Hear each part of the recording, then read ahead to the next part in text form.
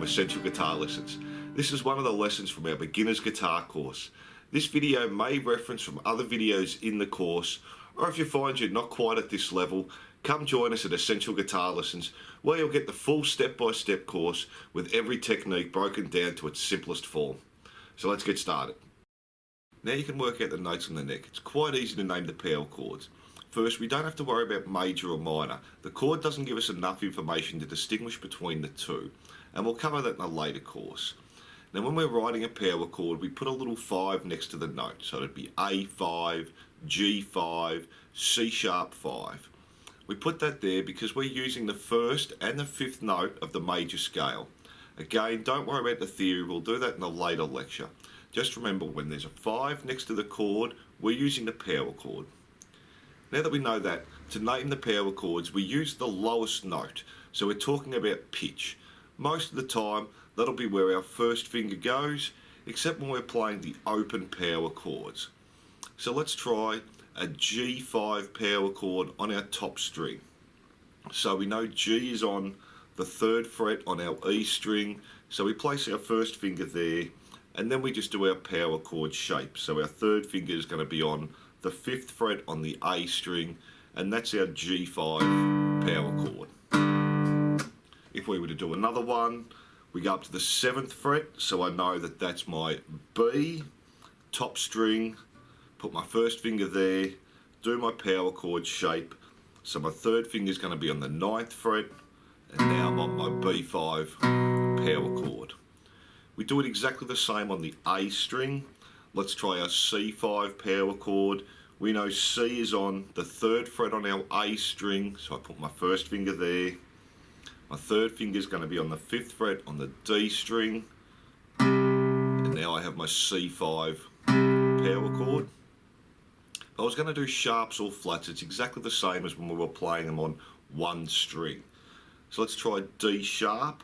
I know my D is on the 5th fret on my A string, so I have to move forward 1 fret to make it D sharp, and then I just do my power chord shape again.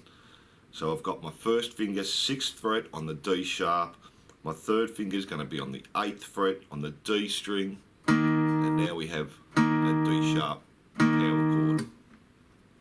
The open strings are a little bit different, but as we spoke about, the lowest note names the chord. So if I'm playing my E5 power chord, I'm going to be playing the open E string, playing but no fingers, first finger 2nd fret on the A string, and now that's my E5 power chord because my lowest note is the E open string. I can do the same on my A5 power chord. This time my lowest note is going to be A, so playing my 5th string but no fingers, first finger 2nd fret on the D string, and playing those 2 strings, my A and D string, and that's my A5 power chord there. Now you may also be wondering, which A do I use? Do I use my A on the 5th fret top string, or do I use my open A? It doesn't matter, it's just for convenience.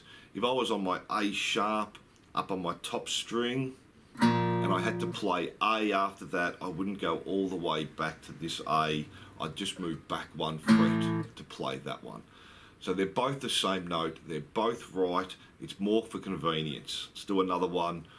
If I had my B on the 2nd fret, this time on my A and D string, I have exactly the same B on my E and A string, but this time on the 7th fret. So again, just use whichever's closer. We also have our 2 E5 power chords. We've got the low E, so top string playing but no fingers, first finger 2nd fret on the A string, and if we were to come up to the 7th and 9th fret on our A and D string, that's also an E5 power chord. So when we write that down, we just write E5. We don't know which one to use, so we have to listen to the song to work out whether it's a low E or a high E. With our power chords, same with our single notes. Which do we use, the sharp or the flat? Again, it's going to depend on the key of the song, and we'll go over that in a later course. For the moment, it doesn't matter, they're both right. So if I had my A sharp on the top string, 6th fret. That's also B flat, so we can call it either.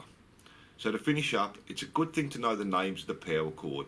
Really helps when you're talking to other guitarists, because we don't say play that chord on the 3rd and 5th fret on our top 2 strings. We just say play G5. So let's run over some songs using this technique. We hope you enjoyed this lesson. If you would like to take the full course, please click the subscribe button and choose a plan that best suits you.